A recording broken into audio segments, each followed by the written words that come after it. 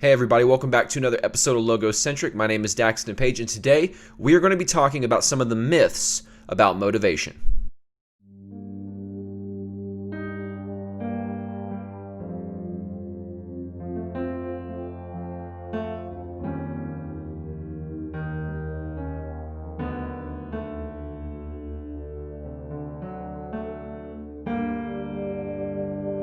How's it going, everybody? I hope you're doing well. If you're new to the channel, this is Logocentric. This is a podcast where we talk about all kinds of things, basically whatever I'm interested in at the particular week. But today I wanted to talk about something kind of peculiar, which is motivation.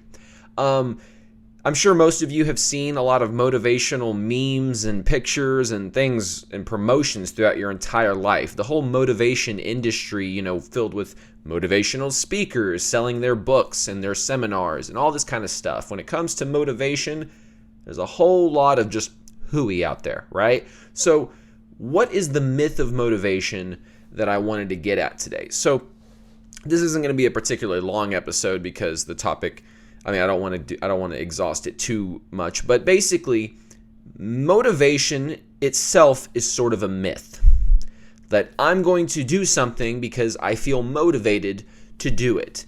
Really, why that's a myth is because if you only did things when you felt the motivation to do them, you're actually not being very productive. So one of the things about motivation is you actually have to be motivated even when you're not motivated, if that makes any sort of sense. Basically, true motivation is discipline, and it's forcing yourself to do something even though you don't want to do it. That's one of the real myths about motivation that people don't talk about in like big seminars and stuff like that.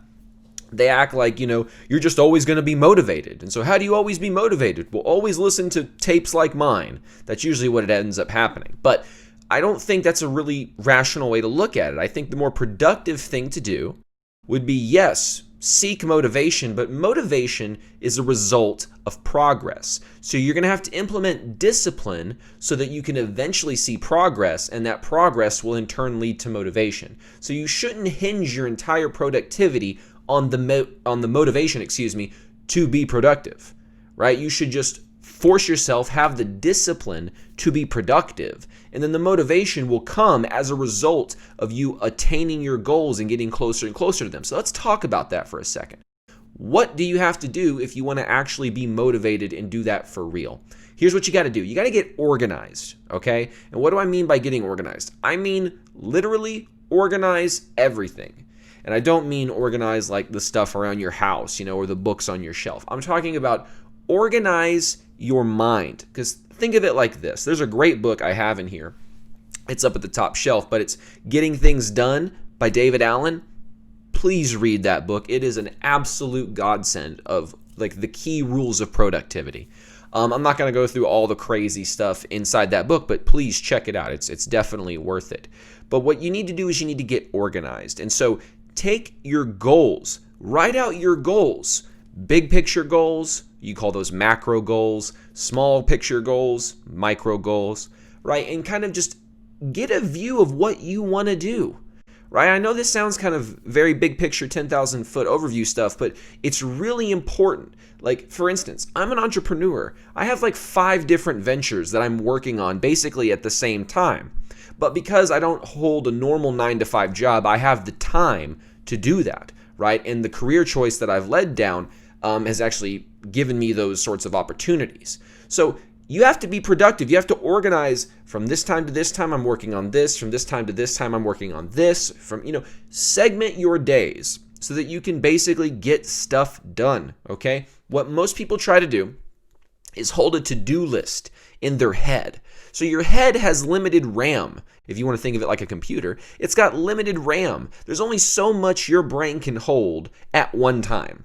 And I think the limit is around 4 thoughts. I think you can hold around 4 distinct thoughts at one time. Once it starts to go past that, it becomes more and more difficult, right? And so what you're trying to do when you're holding a to-do list in your head is act out your to-do list and remember it and then prioritize it, and everything is happening right in here.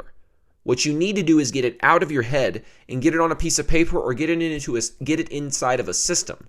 Okay, for me, I use one called Evernote. I think that's a really great one. Basically, I just dump all the information out of my head into this system.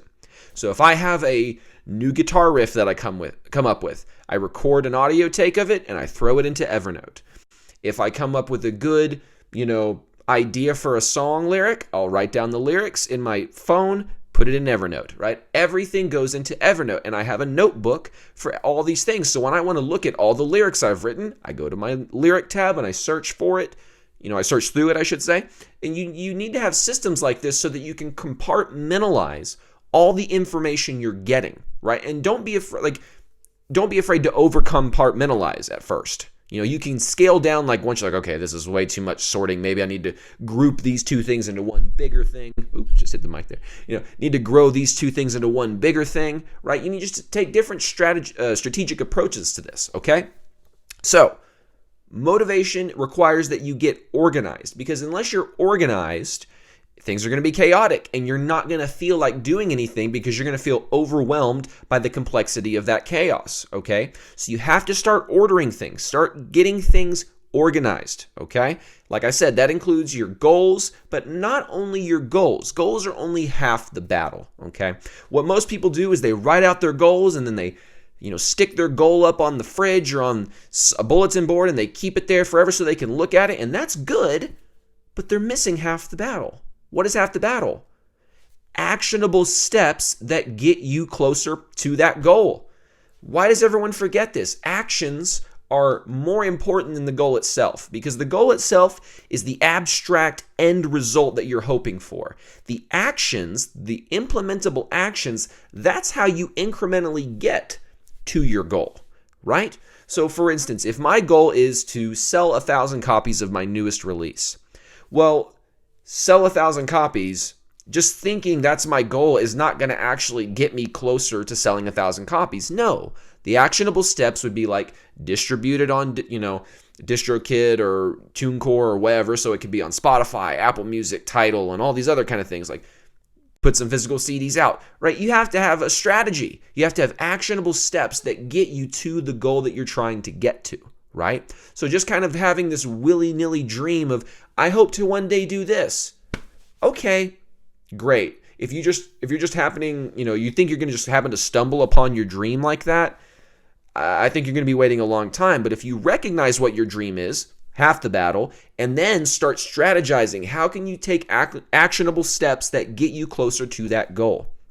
Okay, I need to take a drink. Excuse me. Goodness. I'm over here fumbling all over my words. All right, but anyway, getting organized, right? That is a crucial thing, okay? And like I said, it can be activities, tasks, goals, actions. All these things need to be organized, okay? So we talked about the motivation myth of you're going to do things and be productive when you're motivated. It's you're not really always going to feel motivated, so as Nike says, you should just do it. Okay, so if you have a goal, you have something that you've put into a calendar, right, or into a system like Evernote. When it tells you, hey, today you're supposed to do this, do it, right? It's supposed to work with you, right? It's not supposed to be a tyrant that's telling you what to do even though you don't want to do it. It's supposed to be something that helps you be productive, right? So when your phone says, hey, you scheduled to do this right now, do it. Get in the habit of always sticking to your schedule. That way, when you need to add new things into it, take things out, you're already in the flow. Okay, I'm in my schedule. I know what I'm doing. Okay, so getting a schedule is really important in sort of organizing what you want to do within those schedules. Now, feeling like you're going to, I'm just going to be motivated all the time, we already talked about, that's a myth, right? So what do you do to help you stay on the path of discipline? You have to have your whys. Your whys, as Friedrich Nietzsche put, a man who knows his whys can face any how, right? And that quote really sums up why you need to have an important why. Why are you doing this? Why are you pursuing that particular goal, right? And if you have a why, typically what you should do is take a Freudian approach and associate pain with not achieving that goal and what your life would look like in 5 years if you did not achieve that goal. And do the inverse of that. What would your life look like if you did do all the things right that you're supposed to do, right? That's the pleasure side of it, right? Typically, humans like to go away from pain and towards pleasure, right? So construct that narrative in your head of like, okay, if I go and I do not make this happen and I just let lollygag and let my dream just sort of fade off into the, whatever, this is what's going to happen to me that's going to hurt me. And it's going to hurt not just me, but it may hurt my family. For instance, let me give you a good example. At one point, I weighed 225 pounds and I was not happy with my weight. And so I'm thinking to myself, how am I going to change my eating habits? I really like to eat. And at that point in my life, I was kind of a stress eater. So I was like, how am I going to get past this? What did I do? At first, I got organized. I started keeping a food journal. Everything I ate got put in the journal. This was actually I think it's called My Under Armour or something like that. It's an app that you can have on your phone that basically you just track your diet. And I started at first, I didn't try to change anything. I just looked at how my diet was as is and got to see it for the first time in a journal. And like, oh wow, I'm eating way too much this, I'm eating way too much that, I need more of this, more of that. Right? And because I'm American, you can imagine it's like less sodium, less sugar, more potassium, more vitamins, right? That was basically the crux of it. But anyway, by looking at my food schedule, my diet like that, I was able to strategize and take actionable steps that got me to where I wanted to go. And within a year, keep in mind, I did not lift a single weight. I did not run a single mile. I lost 70 pounds just changing my diet, right? And just strategically putting like salads and what I would call superfoods. Now, I'm not saying like they cure cancer superfoods, but I'm saying basically compared to all the other foods around, these are the highest in particular vitamins and nutrients and pH levels that you want to have as opposed to acidic foods like starches and bread and things like that. So when I did this, I lost 70 pounds by implementing one salad in replacement of my lunch, essentially. And the salad was, full of all these things I mentioned, superfoods or whatever. But by doing this, by getting organized, the motivation came as I saw the weight falling off me. I wasn't initially motivated to shove that salad into my face because it was initially kind of disgusting. It was kale, spinach, broccoli, cucumber, bell pepper, carrots, and then I couldn't do avocado. I'm not an avocado person. And no dressing, by the way. I don't like any kind of dressing. I'm kind of weird, by the way. Anybody who knows me knows that my taste in food is very peculiar, and it's kind of hard to get me to try sauces because a lot of sauces I just don't like, or toppings or dressings, and I do not like salad dressing. So it was just this dry salad. Oh, I had some chicken in there, by the way. I went to Panera and got some chicken and I'd throw it in there, right? And so this salad was a dry chicken salad. There's no motivation to eat something like that. You look at that and you go, really? Like most people who eat salads are like, I can't have any like balsamic vinegar, nothing, no ranch, nothing.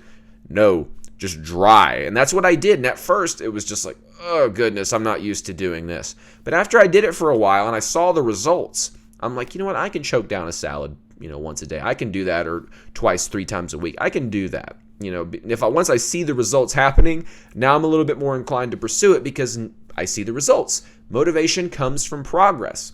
What were the whys I had? Well, if I don't fix my diet, coming back to the whys, like I mentioned earlier, what are the whys?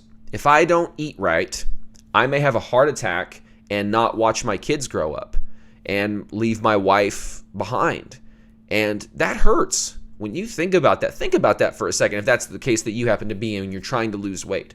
Put that kind of pain behind you. Put that as wind in your sails. Right? Because if you think to yourself, man, if I don't get my diet together, my daughter or my son is not going to watch me. I'm not going to get to watch them grow up. And they're going to be without a dad or a mom. And you're like, oh gosh, that's awful. I would never want to do that. Now all of a sudden you've got some motivation to choke down that salad. It's either taste the bad salad for 5 minutes or, die early and screw your kids up. It's like, oh my gosh, I'd rather just choke down the salad, right? Structuring your habits this way, where the pain of not achieving the goals that you want to achieve pushes you. It's the wind in your sails to get you closer and closer to your goals, right? The pleasure is a good thing to strive for. I'll get money or I'll get whatever, but that stuff doesn't actually push you. When the chips are down and it's tough out there, that's not what's going to push you forward. What's going to push you forward is the thing that, if I don't do this, this negative thing will happen to me. So pain is a better motivator than pleasure, okay? So to close up this video, I want you to think about, what are your whys? Whatever it is you're doing, whether you're a salesperson, you work in retail or whatever industry you happen to be in. Maybe you're an entrepreneur like me and you're trying to figure out what business you want to get into, right? Get organized, right? Get your schedule, get your goals, get your actions all lined up and organized, aimed at what you want to accomplish, right? You got to aim all these actions somewhere. You can't just be randomly acting through your life and expect to get the results you want to get, okay? And just remember, you got to know your whys. You know, what if I don't do this? What if I do this? You know, have those motivations as wind in your sail to keep you going. All right, I hope you guys enjoyed this sort of quick episode. If you like this video, like and share it, hit the notification bell and subscribe to get notified when content just like this comes out. I'm actually in the process right now of looking at more people to interview and to have on the show. The last guest we had on was Dr. Stephen R.C. Hicks from Rockford University. So check out that interview if you haven't seen it already. And drop a comment if you have any particular intellectual or just anybody in general you'd think I would be interested in interviewing. All right? Well, I hope you guys have a great rest of your day. Thank you so much for watching.